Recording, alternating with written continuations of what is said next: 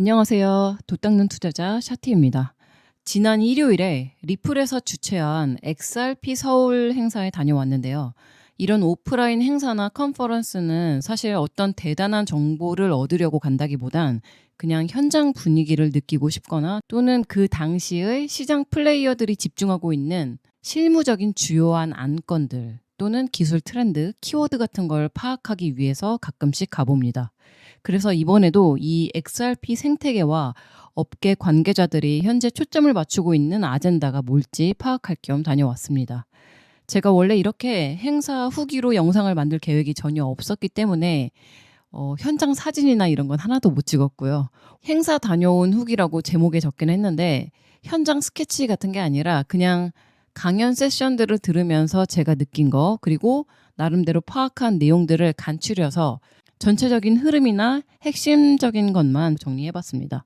이번 행사에는 리플과 전략적으로 협력하면서 XRP 레저 생태계 내에서 디지털 자산을 발행하거나 운용하거나 또는 토큰화, 수탁, 디파이 같은 이렇게 생태계 인프라를 구축하고 있는 기업이나 스폰서, 스피커 패널들이 참여했고요. 스피커들의 강연이나 패널 토론을 들으면서 이 행사의 주된 목적이 뭘까 생각을 해봤는데 전체적으로 봤을 때 개인이나 기업 또는 기관의 자금을 이제 본격적으로 온체인으로 유입시켜서 이 온체인 생태계를 확장하고 활성화하는 거, 그걸 위한 행사인 것 같았고요. 특히 이게 리플에서 주최한 행사다 보니까 XRP 커뮤니티의 코어한 XRP 홀더들이 이제 많이 참여했고 그들이 보유하고 있는 이 XRP를 XRP 레저의 온체인 생태계로 유입시키기 위해서 일종의 디파이 상품을 홍보하거나 XRP 레저 연관된 프로젝트를 소개하려는 성격이 강했습니다. 이번 행사의 거의 가장 초반부에 디센트 콜드웰렛 제조사인 아요 트러스트의 CBO가 연사로 나왔는데 디센트가 최근에 도플러라는 업체와 협력해서 XRP 스테이킹 서비스를 출시했거든요. 그래서 제 생각에는 이렇게 가장 코어한 XRP 홀더들을 대상으로 이 도플러 스테이킹 서비스에 대한 홍보를 하려는 게 이 행사의 가장 핵심적인 목적 중 하나였다고 생각되었습니다.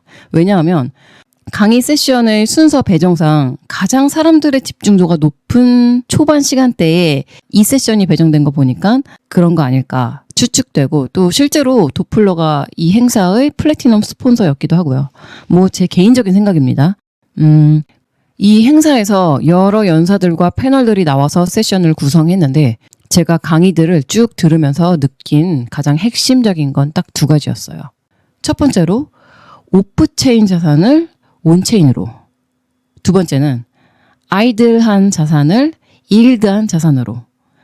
이 오프체인 자산을 온체인으로 가져온다는 거는 실물 자산들, 우리가 가지고 있는 화폐 또는 부동산, 채권, 주식 이런 여러 가지 실물 자산들을 이제 토큰화해서 온체인 생태계로 유입시켜서 디파이나 스테이킹, 유동성 공급 이런 서비스들을 통해 결국은 온체인 생태계를 활성화시키고 운용하면서 수익화를 시킬 수 있게 만드는 거. 그런 게 이제 본격적으로 시작될 거다. 그리고 이건 조금 다른 얘기인데 제가 이 암호화폐와 디지털 자산 시장이 성장하는 단계를 나름대로 정리를 해봤는데 6단계로 진행된다고 보거든요.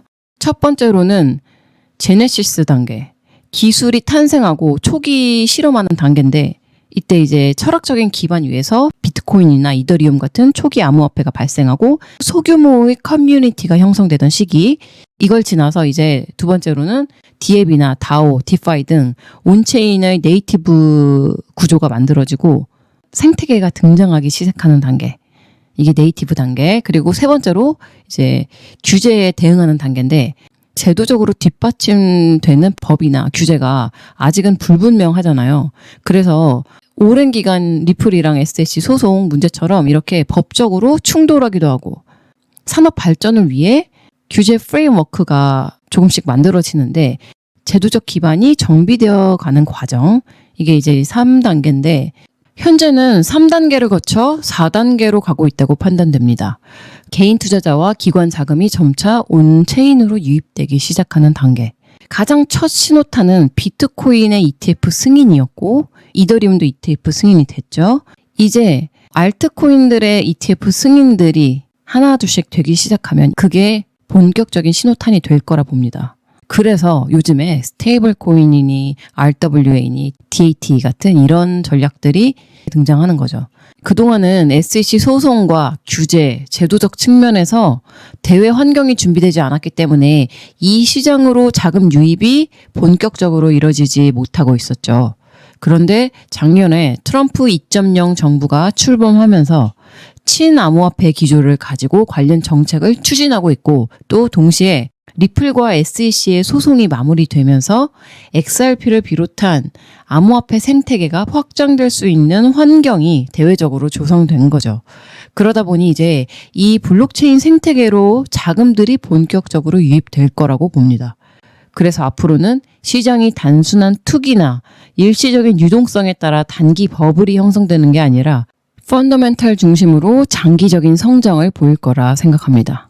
그래서 이제 여기서 더 성장하면 암호화폐들과 토큰화된 자산들이 실사용되고 전통 금융과 블록체인 금융이 융합되는 거고 최종적으로는 기업, 은행, 국가, 소비자 모두가 디지털 자산을 자연스럽게 사용하면서 암호화폐가 경제 시스템의 일부로 통합되는 이 6단계까지 가면 이제 암호화폐 시장이 완전히 성숙한 단계가 되는 거죠. 행사의 강의 세션 주제들을 종합적으로 살펴보면 다음의 두 가지 축이 핵심적이었어요. 첫 번째로는 소매 자금, 이 개인들의 자금의 온체인 유입과 운용에 대한 거. 또 두 번째로는 이 도매 자금, 기관이나 기업들의 자금이 온체인으로 유입되어 운용되는 거. 이 두 가지 카테고리 내에서 강의 주제들이 다 수렴하더라고요. 그럼 이렇게 온체인 자금 유입을 가속화하기 위한 핵심 요소가 무엇일까?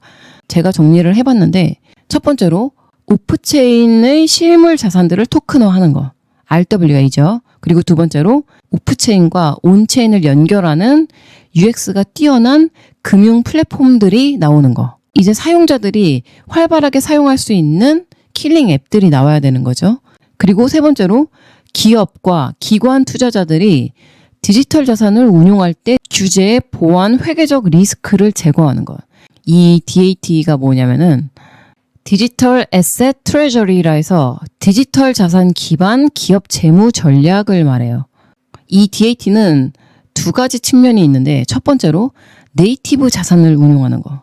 그리고 두 번째로 토큰화 자산을 운용하는 게 있어요. 이 첫 번째 네이티브 자산 운용이 뭐냐면 네이티브 자산이라는 건 어떤 다른 외부의 자산을 토큰화 시킨 게 아니라 그냥 그 자체로 생태계의 가장 핵심적인 자산이 되는 그런 암호화폐를 기업의 재무 포트폴리오에 편입하는 것. 지금 이거의 대표 주자가 스트래티지죠. BTC를 계속 지속적으로 재무제표에 편입시키고 있잖아요. 이제 이걸 모든 기업들이 고려하게 될 겁니다. 그리고 두 번째로 토큰화 자산 운용은 RWA를 얘기하는 거예요. 오프체인에 있는 자산들을 온체인 자산으로 전환하는 것. 전통 자산들인 이 법정화폐나 부동산, 채권, 주식, 탄소 배출권 이런 것들을 온체인의 토큰으로 만들어서 보유하는 것. 이 두 가지의 재무 전략을 기업들과 기관이 채택하게 될 겁니다.